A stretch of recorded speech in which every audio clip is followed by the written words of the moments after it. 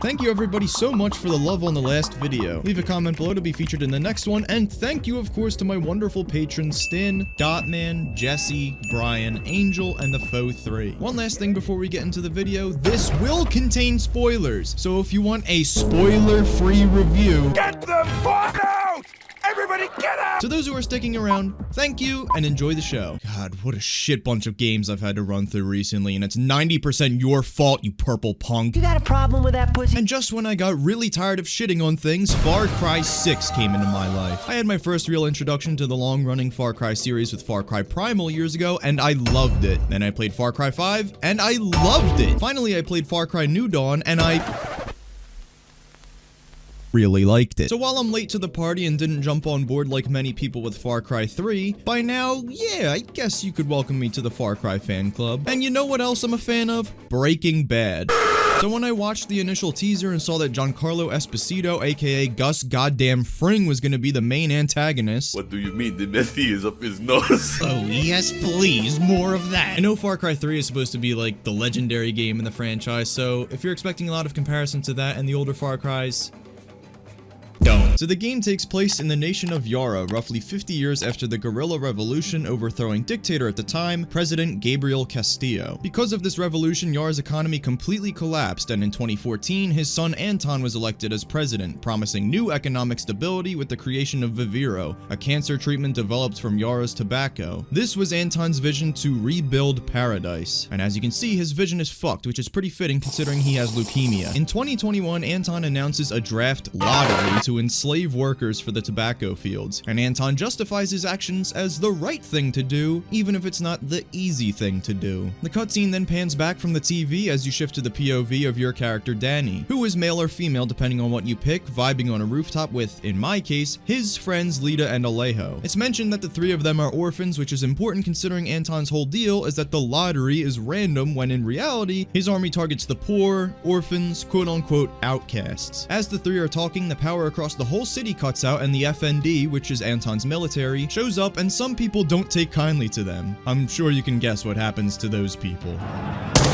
What the fuck? This really pisses off Alejo, and yeah, you can see what we're dealing with here. Dani and Lita decide it's time to get the fuck out of Yara and make a run for a boat heading for Miami. You sneak your way through sewers and dart across town avoiding soldiers, helicopters, tanks. It's a complete lockdown. But eventually the duo join dozens of others heading for the United States, only for their boat to be seized by Anton's forces, because it turns out Anton's son Diego was on board trying to escape as well. And here we perfectly set the tone for the game going forward. I have got you, mijo. Now it's time to bring you home. I don't want this anymore, Papa. We have no choice. Let them go. They can work. Make Viviro. Truth or lies? Truth. They could be good workers. They could help rebuild paradise. But if you wanted them to live, you would have never set foot on this fucking boat. 13 years old. And Diego has such compassion for his people. These fish, we will catch and release. What the hell just happened? I think we're fucked. Vamos, vamos! Dani!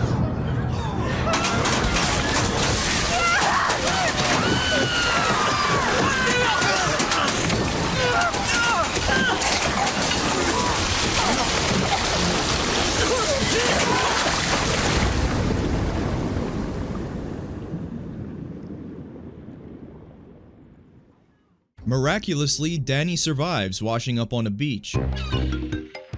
Unfortunately, Lita isn't so lucky. She hands you her phone and a cloth saying to find her friend Clara Garcia, leader of Libertad, a group of guerrillas rebelling against Anton's dictatorship. Lita passes, Dani finds a machete beside another dead passenger of the boat, and you're welcomed to Far Cry 6.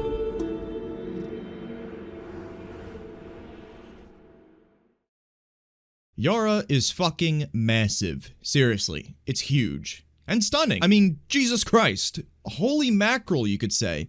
Mother of pearl, even.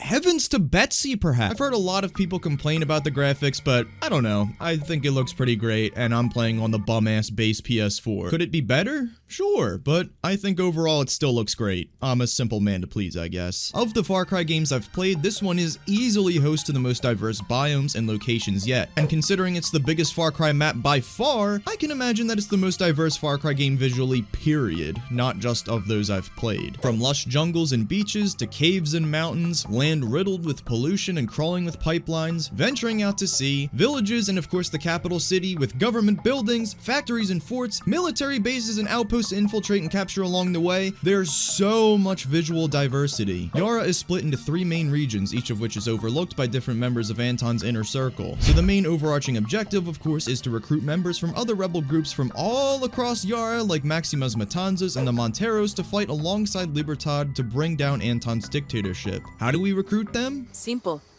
You help. You can overtake FND military targets like outposts, disable aircraft cannons, capture military checkpoints, race to the spot of an enemy supply drop to secure the supplies for Libertad, ambush members of the FND at a supply drop pickup point, find caches which are filled with supplies to upgrade your bases around Yara. I mean, there's so much to do. As you find the headquarters of other factions, you'll be able to use supplies you find in caches, or just from finding them in the world like gasoline, medicine, and metal, to build different stations around camp for specific resources like an armory for purchasing weapons and armor, a Hunter's Lodge where you can purchase gear catered for hunting, as well as hunting spots throughout Yara, and even a hideout network where you can purchase intel on the location of other small guerrilla hideouts throughout Yara, which made traversing regions I haven't been through yet to start new missions way faster, since I could either fast travel directly to the hideouts or airdrop over them, allowing me to wingsuit my way over to new objectives. And there's of course cars, horses, aircraft, jet skis, but my favorite way to travel was sliding. I mean, seriously, look how awesome this is.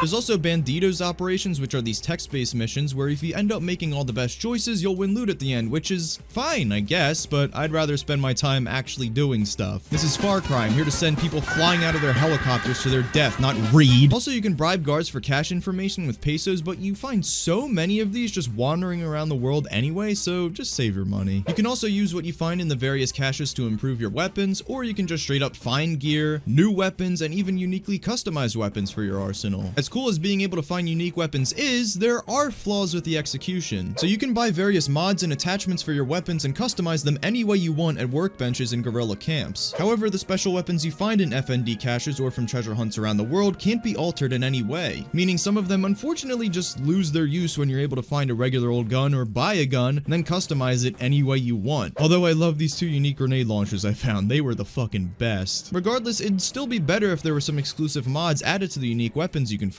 Like maybe this one-of-a-kind SMG has bullets that can zap nearby enemies on some Ratchet and Clank shit. Or maybe this assault rifle has a flamethrower or grenade launcher attachment. Things that can't be bought and applied to any weapon. As you accomplish more objectives and further disrupt Anton's military presence, you'll rank up. Ranking up increases the arsenal and quality of weapons you can purchase, but you come across so many weapons while just doing story missions and looking around the world that you won't ever have to really buy weapons because you're always just finding better ones. Yeah, I bought new gear sometimes at least, but weapons I pretty much always had no need. Some weapons I did absolutely have the need to buy though were these revolver weapons, which you purchase with uranium and are like these scrappy, thrown together tools of destruction akin to the weapon seen in New Dawn. My favorite one out of them was probably La Clavadora, excuse my pronunciation of literally any of this, I'm just a fat white kid, alright? Which is this harpoon firing crossbow, which is good for sniping, but also good for smacking the shit out of people at close range. Have mercy! There's El Susuro, which is this silenced nail gun, which really came in handy for taking out a soldier who was getting too close for comfort when escorting Captain Diaz. I didn't use it often, but El Muro was a pretty cool concept. A shotgun shield combo, which is perfect for close combat. And last but certainly not least, we got El Pequeño, which is this death machine-ass machine gun, which worked wonders for taking out enemy air support when I didn't have any explosive rounds on me. Speaking of which, the Supremo weapon, the Exterminator, was a lifesaver in that regard as well. Supremo weapons are these backpacks you can buy, also with uranium, from the infamous Juan Cortez, who I'll get to later. He's an interesting man. Juan, got a lead on a weapon shipment. American. Interested? Interested? Danny, I'm having a hands-free orgasm in this church. All Supremo weapons wield a unique special ability. Of course, the Exterminator, as you saw, projects heat-seeking missiles, and when I say they seek, they fucking seek. Another nice Supremo weapon was the Furioso, which is like this jetpack from hell, creating an explosive ring roasting all enemies around you. You can even use it to give yourself an extra thrust in midair to clear large gaps. I didn't really get around to using the other Supremos though, just because I love the Exterminator so much. How could you not when it takes out annoying ass choppers with zero problem? If you need some extra help though, you've got some amigos, which are animal companions, each with their own traits though. Honestly, I didn't really mess around with them much either. There's the gator Guapo, who is actually a little bitch. Chorizo, who is useful for distracting guards. I mean, how couldn't he be? He's fucking adorable. You can even find the dog Boomer from Far Cry 5 who got shipped here somehow, but I completely forgot to use him after I got him. And then the other animals I didn't get. Sorry. I do miss being able to have two companions with you. Hell, I missed having a human with you, honestly. I love the goofballs I had fighting beside me in Far Cry 5.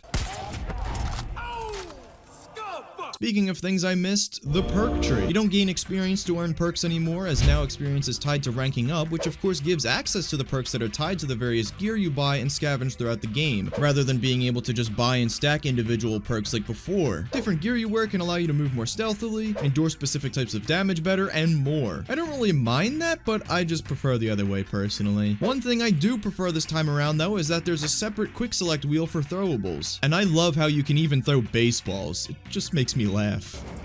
Something else I also prefer in this entry is the added emphasis on stealth. Of course, at the end of the day, this is still Far Cry. You're still going around as a fucking belligerent, war-crazy Neanderthal, but you're definitely required to play smarter at times. Even if your guns are equipped with suppressors, enemies will investigate where they saw the shot come from if they're somewhat in the area of the guy you just killed.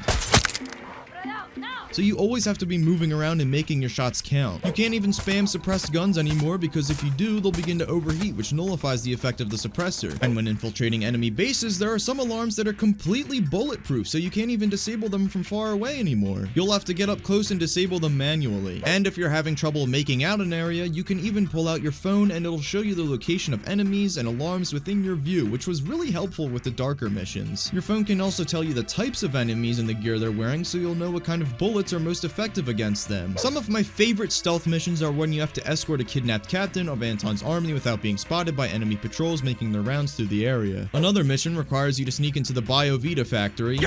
Sorry, did I say sneak? Well, at least you do some sneaky reconnaissance work to expose the toxic secrets behind Viviro. One of the last missions of the game has you sneaking onto Anton's private island where you pretty much have to take out every guard without being spotted, and if you get detected at all, you fail. Some of my other favorite missions that aren't stealthy in nature are when you secure an oil rig while looking for a circuit board, a mission where you steal a goddamn tank, which, considering my hatred for tanks in games in the past, I was pleasantly surprised by how well this one controlled. In another operation, you rescue hostages of the La Morale group from a cargo ship, which ends up turning into complete insanity. There's the obligatory Far Cry mission of getting drunk or drugged, in this case drinking with this guy Bicho, who we'll talk about more later, where you lead the drunk bastard back to town away from a cow. Stay away from him! Then you vandalize 769 propaganda billboards together.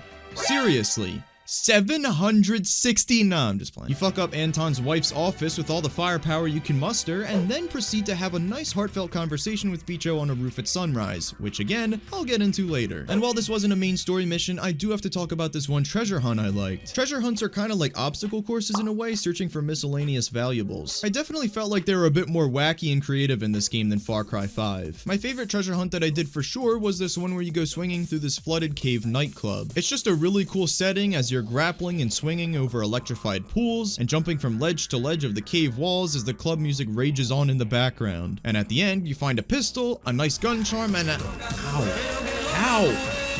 While those are some of my favorite missions, I have to talk about some missions that just went wrong. Not in the sense of they weren't good or I didn't enjoy them, because to be honest, I really can't think of any I disliked. I mean the ones where the game just didn't seem to handle well technically. There's an escort mission where the military trucks pursuing you spend most of the time just trying to catch up to you rather than actually attacking you. It's supposed to be like this really intense thing, but instead I just laughed at how, I'm assuming, unintentionally easy it turned out to be. And even before that part, when you have to carry Alejandro to safety while Espada leads the way, she sometimes just zones out. Like, dude, your brother's gonna die if we don't keep moving. Or how about this mission where you're downloading security cam footage and for the last like 90 seconds of it, literally nobody comes to try and stop you. Later on, I was cracking up when I went to do this ambush and Castillo's special forces were sent after me, so they literally materialized behind me out of thin air. It even caught Dani off guard. What? Shit. And then there was, of course, the best glitch or series of glitches I encountered all game.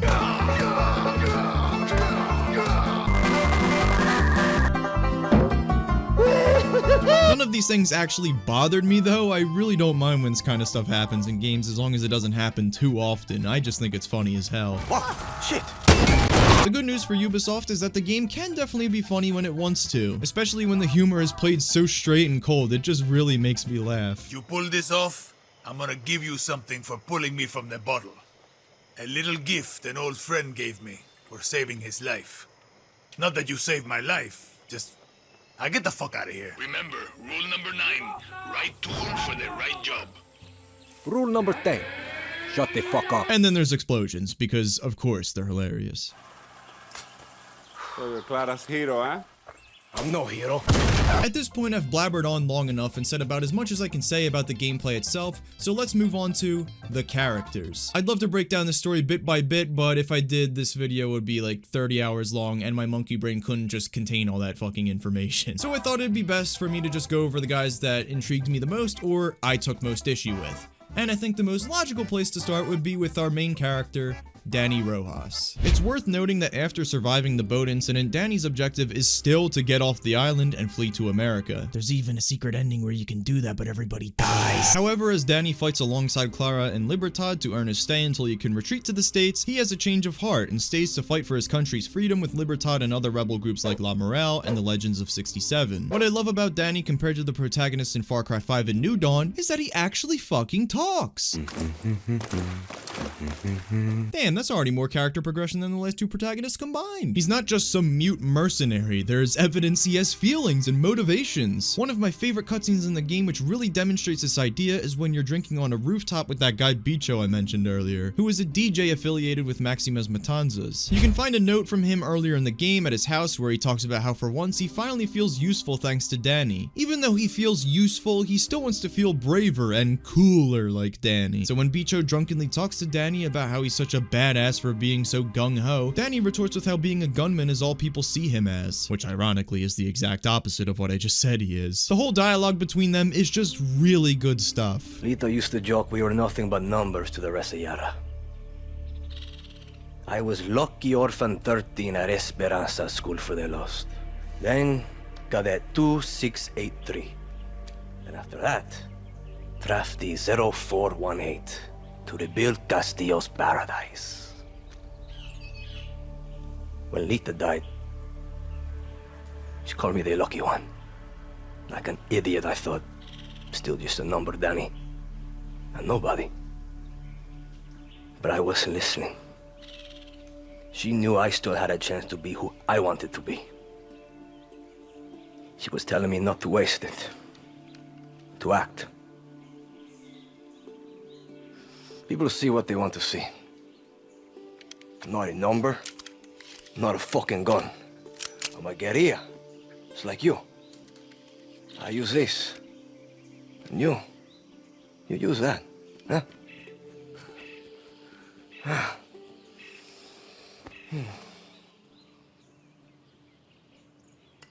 But I could be a cool fucking gun too. Dani taking pride in the fact that he's a guerrilla at heart now, not caring if others just see him as a gun for hire, that's really cool. Which really is just what I felt like playing Far Cry 5 and New Dawn. I know the whole idea of Far Cry 5 and New Dawn's direction with the protagonist is projecting yourself onto the character, but I don't care for that. A character like Dani is something I can get much more invested in than being Rook. Even more characters who I was absolutely able to get invested in were Anton and Diego Castillo. Giancarlo Esposito plays Anton, as I'm sure you figured, perfectly. Me papa was a lamb. Jose is a lamb. You want to know why we're here? You are a lion. And we eat the fucking lambs.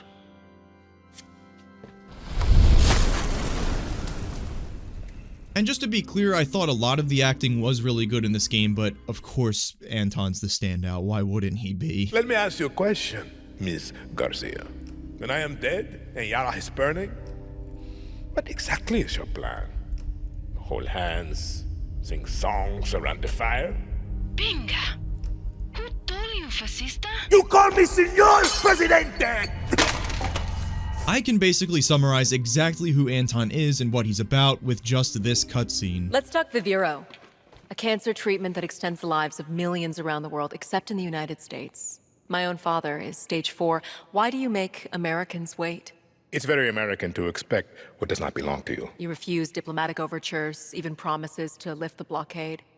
I am sorry about your father, but Americans will wait, just like everyone else. Yesterday, your network, Yara Vision, was hijacked by rebels. They called for the liberation of so-called outcasts from Viviro labor camps. Is Viviro produced with slave labor? Truth or lies? The truth, of course. Yara did not write the playbook. Slavery was your first corporation, 1800 to 1860. Cotton was your #1 export. Grown by whom? Just a second. Slaves. 4 million Americans, worth $3.5 billion. The #1 asset in your economy was people who look like me. What is that called? A history lesson? A head start. Replaced by a billion-dollar prison industry that pays its inmates pennies. America is not alone. Correct. Children sew our clothes. Sweatshops build our phones. And Viviro saves millions of lives. Do you think that those lives care where it comes from? Santos Espinosa executed your father in the 1967 Communist Revolution. You were imprisoned at the age of 13, the same age as Diego. You were self-educated?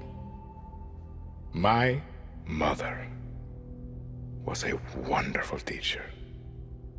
I understand you were forced to endure 15 years of hard labor. Pruning tobacco. I hear you still have the blade.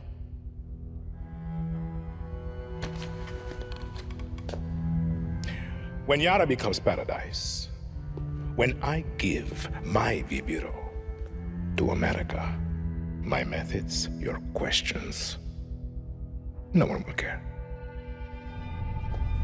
Anton possesses a relentless drive to rebuild Yara to its former glory, to restore it to the great nation that his father Gabriel led it to be. In 1967, during the first Yaran Revolution, Gabriel was executed by the rebel Santos Espinosa right in front of Anton when he was just 13 years old, the same age Diego is now. After the execution, Anton was forced into slavery, working in the tobacco fields for 15 years. Apparently, after killing Gabriel, Santos's poor leadership of the country turned out to be even worse than Castillo's. This led to a blockade being imposed on Yara by the US for years, plunging it into economic disparity. This, coupled with Santos's corruption, led to the people under disillusion electing Anton Castillo based on his promise of restoring paradise in Yara. However, his paradise would come with a cost. A true Yaran understands that loyalty to country is key to his survival.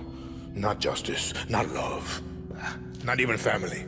Loyalty to a vision that looks beyond themselves. Viviro's cause is noble, but clearly the road to get there is horrific, appalling, morally bankrupt, and yet, when the miracle cancer cure eventually saves millions of lives across the globe, will anyone really care what it took to get there? For their father.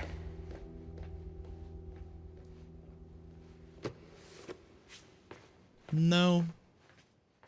But as you've seen, Diego isn't quite like his father. Despite Anton's merciless iron fist he has clenched around the island, Diego is more compassionate. He sympathizes with the Yarans, he loves his people and doesn't want them to get hurt. But he knows disobeying his father and trying to run from him will only continue to throw even more Yarans in harm's way. Just look where it got the innocent people on that boat when Diego tried to escape with them. Diego's whole life is just tragic. I have acute leukemia. I was diagnosed 13 years ago. But there was a doctor. He promised what we are all so desperate for. Time. But it wasn't enough. Was it, Diego? Papa, I don't want to hear this story. I needed insurance. But the irony was, I hated kids. But Maria, she had a way with words. And here you are, mijo. 13 years strong. So from the day Diego was born, he was nothing but a tool to Anton. He was being groomed to be Anton's successor, pretty much by force. Anton saw how the country fell apart after his father died, so he feels only a Castillo can be a true leader of Yara. What makes Diego's story especially interesting is the relationship he shares with Dani. During an assassination attempt on Anton, it turns out he's not there, and instead you run into Diego, who helps you escape before Anton's guards can catch up with you. Later on, when you get kidnapped by one of Anton's men who is about to kill you after some brutal torturing, Diego saves you by shooting the scumbag in the fucking head, which again really emphasizes where Diego stands in this whole thing deep down. As earlier in the game, when his father commands him to put down this guy Julio, Diego can't do it. Diego spares Dani because Dani could have given him to Libertad or killed him, but didn't. Once again, we save Diego when Juan attempts to shoot him. And before I go any further, I have to talk about Juan Cortez, because this guy is one sketchy motherfucker. Juan is a former Soviet spy master who is also secretly working with the CIA during this revolution, and as I said earlier, supplies Dani with revolver and Supremo weapons. And Guapo, of course. And while Juan fights on the side of Libertad the whole game, there is something off about him. First of all, trying to kill Diego. I get his logic behind it, as he's Anton's son and Castillos have plagued Yara for generations, and it's not out of the realm of possibility that Diego would grow to do the same. But he's still just a kid. And on top of that, all of Dani's accounts of Diego show him trying to flee the country and saving Dani multiple times when he literally could have killed him or watched him be killed. But the sad truth is Diego probably would be killed by others in Libertad anyway. Just look how the older generation treats him. And if you loosen these chains, I will wrap my hands around your little throat and save Yara from another Castillo. Or you can do your country a favor and kill yourself. Juan trying to kill Diego and failing because of Dani protecting him leads to Anton killing Clara, which, even if the shot on Diego landed, surely Anton would have killed Clara anyway. Either way, Juan is getting Clara killed if he doesn't take out Anton, so what is he thinking here? This leads into the second thing I found pretty sketchy, which was the fact that he didn't really care that not only Clara just got killed, but that it was basically his fault. He was so pissed about how she got set up by Anton earlier and wanted to rescue her, and now he's just indifferent to the whole situation. I must have missed something, or maybe it was all an act by Juan for whatever reason, as maybe he has some more insidious intentions we don't know about. I don't get it. Also, Dani is so pissed at Juan about this, and then literally the next day he's just like, alright, we're cool, let's go try and kill Anton for the 14th time. Like, huh? I feel like we're missing some scenes before this where they patch things up. They're just suddenly bros again. I don't understand. It'd be one thing if Dani begrudgingly was like, fine, let's work together and finish this, but they're literally joking around with each other, saying they look like shit. It's just odd. Anyway, back to conspiracies about Juan. There's this fantastic post on the Far Cry subreddit by the user AlexAlex12 that really helps piece together things further discussing Juan's actions, and thus theories we can string together about him. Everything I've mentioned up to this point has just been my own analysis, so if you want more in-depth sketchy shit on this piece of shit, then be sure to check out the post below. He pieced together way more details than I ever could. Alright, let's wrap up this story. Juan's failed assassination attempt on a child results in Anton killing Clara and escaping with Diego, leaving Dani as the new leader of Libertad, and now it's time to finally put an end to Castillo's tyranny. The final mission is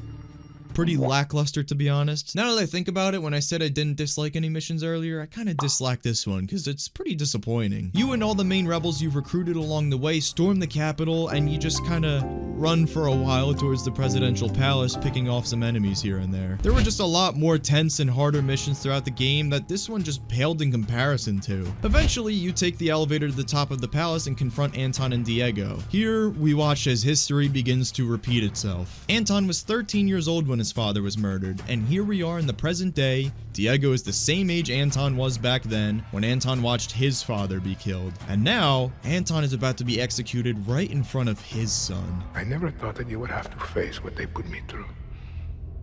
I am sorry, Diego. You are my lion. Everything that I did to make you stronger. You are not going to kill him. He's gonna die anyway. Last lesson, Mio. There is one thing in life that will always be true. Do you know what that is? Death. See.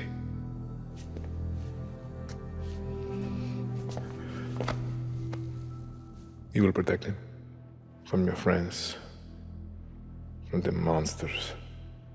He'll be safe. I promise. Lies. Diego! No!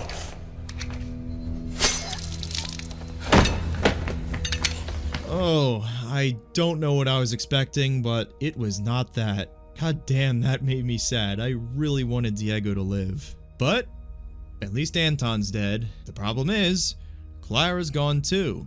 So without her leadership, then who is to lead Yara? What does this whole revolution really stand for? How are we supposed to prevent Yara from falling into economic disparity yet again and make sure you don't repeat the mistakes of the last generation? For fuck's sake, they practically say this themselves. I don't want to be the one to say this, but what do we do now? To be fair, Clara's true Yaran upper-class background inhibits her from ever being seen as a legitimate leader to the largely oppressed outcasts anyway, despite her leadership of Libertad. Dani is much more relatable to the rest of the guerrillas in that way. As Juan says, he comes from nothing. Despite being just a number, just an orphan, Dani rises up to become a true hero and legend. The God of Yara. It's a notion that's widely expressed throughout the game. Those outside Libertad don't really care much for Clara. You know why Clara never told you about us?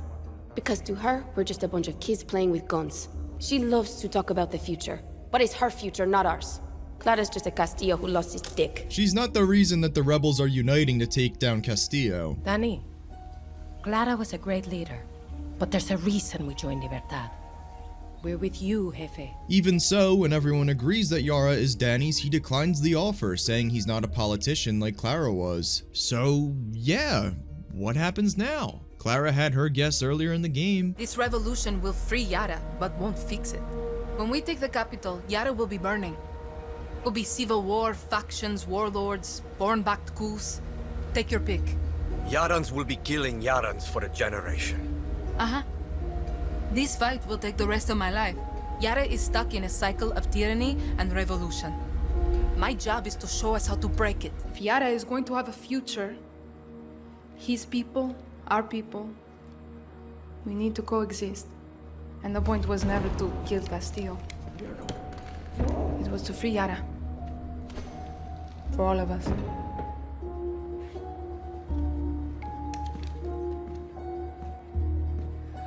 You had already made up your mind, hadn't you? Yara needs a leader, Clara. Not a martyr. Viva Libertad, Dani. The fate of Yara is left uncertain, though based on what the game seems it's trying to tell us, Yara seems to simply be a tragic case of the more things change, the more they stay the same. Revolution never ends.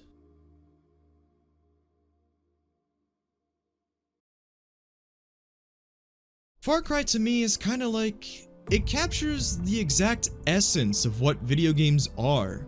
Wacky, larger-than-life villains and characters. You get to fly around and ride around gorgeous landscapes, pick off enemies from afar with the most satisfying from a stealthy headshot. You can go in guns blazing and light up enemies with endless rounds of ammo, shoot choppers out of the sky with heat-seeking missiles, hijack tanks, cockfight for no fucking reason. You've got animal companions that fight for you, and there are dozens upon dozens of more things to do and ways to approach the game however you want. There is no one way to play Far Cry. You can play it and interpret it and make of it anything you desire. It can be serious, funny, sad, weird, whatever. And that's what I absolutely love about Far Cry. People can bust on the lack of innovation. Personally, I can't really speak for those people as I'm not one of them. As I said, I've only been around since Far Cry Primal. If the previous Far Cry games are pretty much like this and you've been around since the Far Cry 3 days and earlier, I can understand the craving for something new. But for me personally,